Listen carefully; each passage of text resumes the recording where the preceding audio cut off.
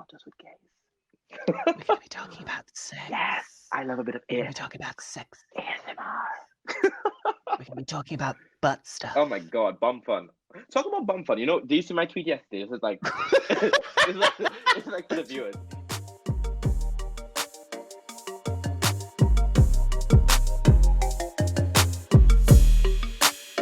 Oh my god, pre-show banter is always fun.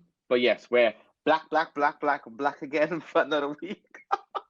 We are I have been episode dying 3. to say that. Wow. Right. Well, we decided we had a little team talk, Yes. and we decided that this week you're going to get an actual intro. I know. We're going to remember to say the name of the podcast and who we are. Yes, of course. So I'm Nick, and this is Welcome to the 802 from Liverpool. You are riding on the 802 going from London to Liverpool or Liverpool to London, depending on what direction you're going. Exactly. I am your assistant coach driver, Dan. And by assistant, I mean I sit on that.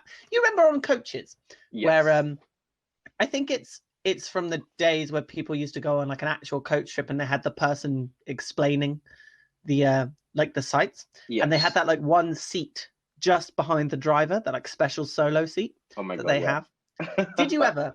Now, this might just be a school trip thing for me, but sitting on that like special seat behind the driver was, I guess for me, being like a swatty, not cool child, something I really wanted to do.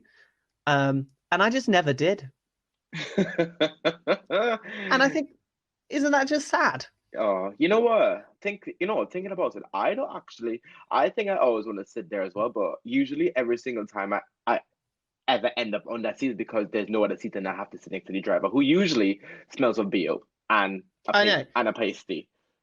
Now, so it's like what the hell? Now you think about it, it's like it's really not the seat you want to sit in. No. Okay, so it's going not. back to kids. I'm Dan, by the way. I don't know if I did that, but going back to being a child, I wasn't what you'd call a back of the bus child. First of all, I walked to school, so I didn't really need to take the bus anyway. I wasn't a back of the bus child. I wasn't like unruly, trying to be cool. I was definitely closer to the front of the bus than the back. I think I felt safer there whenever I was on the bus. Yeah, but true. really, heart of hearts, my inner teacher's pet wanted that seat behind the driver. Yeah. And now looking back on it, I'm like, I would have just gone. I should have just gone and did it. It's something I wanted to do. There was no reason not to. The seat was available. I should have just gone and did it. I know, but then again, most of the cool kids used to sit to the back of the bus as well. So that's also and I think we know I was a cool kid. Oh, shut up, man. To be fair, I never actually took buses until I moved to the UK because where I grew up in Trinidad, I used to walk to school because of my primary school is only 10 minutes from my grandparents' house. So it was cool. So during my lunch, like on a morning, I would have to go get a newspaper and go get milk at like 6 o'clock in the morning. I know. Now to get me to wake up at 6 is like begging for blood out of a stone. To get you to wake up at 12 is hard enough. Hey, I'm trying. Lockdown has changed the way I sleep, okay? I think everyone feels that way as well. Yeah, the weird thing about lockdown sleep for me is that I'm maintaining a more regular schedule than I did with like pre-lockdown. Fair. I think it's because the reason I wouldn't go to sleep is because I would just be like being social until like 11:30.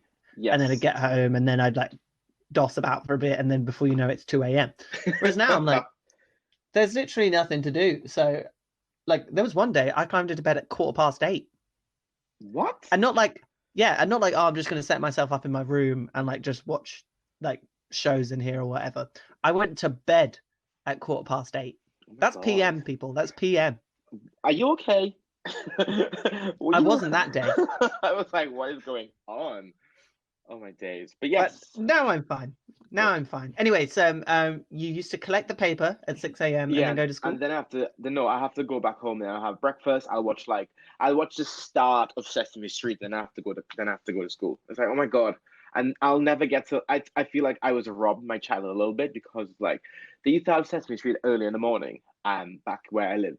And so my school started at 8:30 and Sesame Street will start at like 7:30. So I couldn't get half an hour of it. And I'd be like, why? Why is this unfair? And my parents would be like, no, you have to go. And there are many a times, I'm telling you what, my parents would be like, Nicholas, why are you not in school yet? I'm watching Elmo. I'm watching Bert and Ernie have homosexual relationships from a young age. Okay, leave me alone.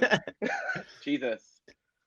I would put Bert and Ernie. I feel like Bert and Ernie are a lesbian couple in reality. I I feel thought like so as well, but then I was wrong. they're not a straight couple, and I'll tell you for why. No. Bert and Ernie are not. No, they're definitely not a straight couple because they're Bert and Ernie. They're not a gay male couple because Bert and Ernie have been together for too many years. Way too many years. At no point did Bert come up to Ernie and be like, "Look, babe, we need to open up this relationship because I want to like pal around with some other Muppets." He didn't do that. True. Okay, he was committed. They had those amazing jumpers, that good jumper wear. I know. And the hair, everything is pointing towards a successful lesbian relationship. Yeah, it's something we should all look up to. It's very much the Ellen and Portia de Rosa of cartoon television, children television. It pretty much is that. But they if we want to praise Ellen, they have better hair than Ellen, so she cannot. So keep that in mind. And yes, their names are Bert and Ernie, but what's gender? Who cares about a gendered name? Exactly. But they really was an eye opener for me, like from a young age. Like, I remember like watching Sesame Street, thinking to myself, so this is not a bromance. This is not a straight couple. They're definitely. I know what, they were always happy. Let's keep that in mind. They were always a happy couple. And when they did argue, remember that one episode when they argue and he went to sleep on the sofa? Do you remember that episode? See, now Sesame Street, I don't know if Sesame Street was on terrestrial TV in the UK. I don't remember watching it a lot, which probably means like it was on like you had to get Sky to watch it, which we did not have.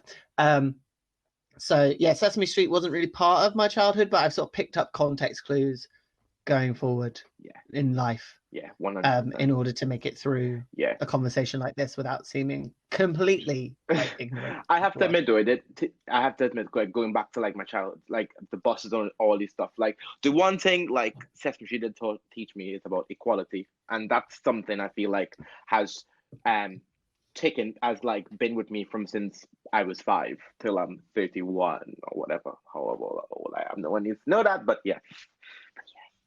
Yeah, you didn't get that from the Hoobs. No, ma'am. I can't even remember what the Hoobs. I can't remember the Hoobs names. Did you ever watch the Hoobs? I did, but I wasn't really a massive fan. I will say though, I feel like children's television shows are not as cool as it was back then. Like, to be fair, like I just happened to be watching The Night Garden a couple of days ago on TV because it was on daytime TV, and I think to myself, what the hell is this? How is this meant to be educational? How? Tell me. I watched In the Night Garden once when I was getting my hair did, and what I remember so I was in. This is a story. So I was getting my braids put back in. Oh. So this is back in the day, back when she was braided. Oh. And I was in. Oh, I can't remember her name now. She only did my hair once, and I feel rude for not remembering her name. But anyway, I was in this lady's house. She was doing my hair. She's obviously really experienced because she was one of those ones who's like, if you just watch them braid it, they're like a machine. Mm-hmm. There's like brrr, braid is done. And she had, I'm going to say, about a 4-year-old son who would not leave me alone, and all he wanted me to do was put the TV on. Why he was asking me and not his mother, who was stood right behind me, I don't know. But apparently I was responsible for the TV. So she was like, oh, he wants you to put the TV on, just put it on. And then he wanted to watch In the Night Garden. So we put on In the Night Garden. And then when it finished, he wanted us to rewind it so we could watch it again. Oh, God. So I was getting my hair done for about 3 hours. And a solid 2 hours and 45 minutes, I watched the same episode of In the Night Garden. It's... there was a train involved.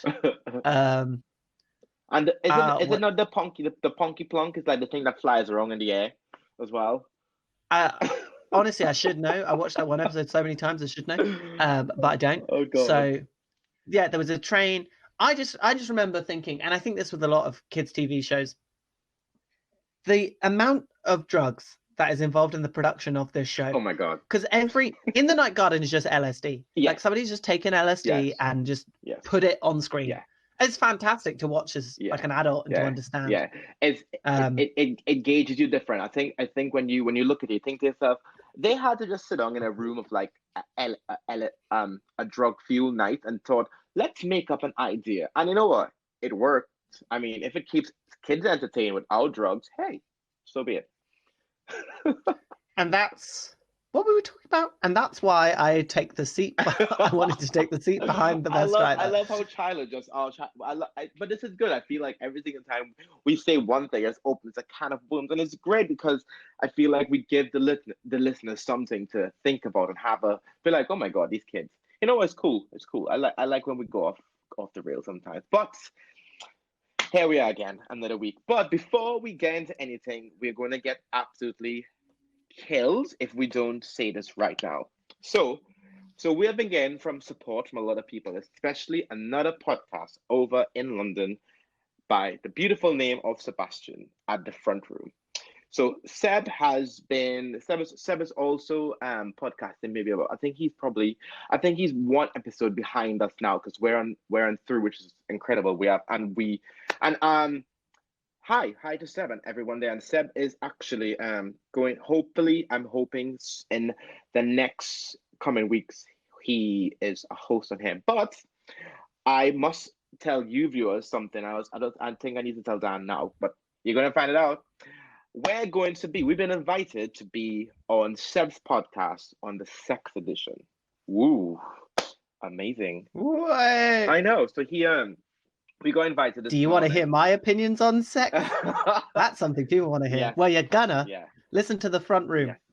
Yes. So we're just gonna shout at the Front Room, and of course, to everyone, I'll say this again to the listeners who have been tuning into the 802.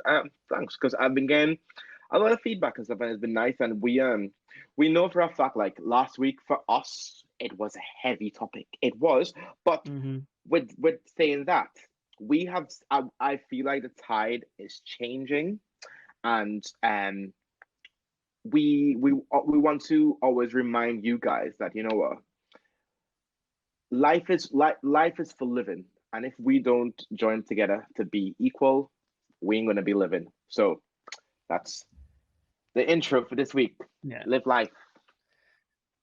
Yeah, so you can. Where can they catch the Front Room? So the Front Room can be caught.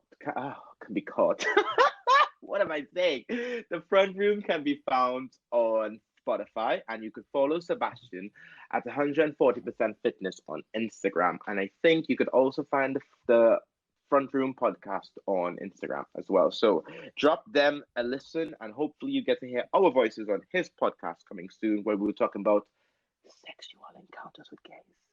We're going to be talking about sex. Yes, I love a bit of We're going to be talking about sex. ASMR. We're going to be talking about butt stuff. Oh my god, bum fun. Talk about bum fun. You know, do you see my tweet yesterday? It's like, it's like for the viewers. Yesterday I was saying, like, 2020 has been such a year that anything is possible, and I have a feeling that imagine if gays we can get pregnant from bum fun. Can you imagine? And I'm saying this now. My child is being called Blue Ivy the Second, and nobody is going to tell me I can't. So let's put that out there. Okay. Well, I'm gonna tell you can't right now. For a few reasons. Reason number one, we really hope that doesn't happen. I know. That just, if the gays started getting pregnant, I don't know what would happen to the world. I know that I wouldn't be anywhere close to having a baby. Yeah, same. I won't, because lockdown's been an interesting time. Yeah, lockdown's been an interesting time, and I but I will tell you though, lockdown has also taught me that everyone is like, do you want to go on a date? I'm like, no, I can't right now, but maybe after. Is everyone like that? Is everyone asking you on dates? I had a few requests to go. I've been in a few social distance. Oh. I've been in a few social distance walks. I'll admit, but dating, no, not during this time. Like,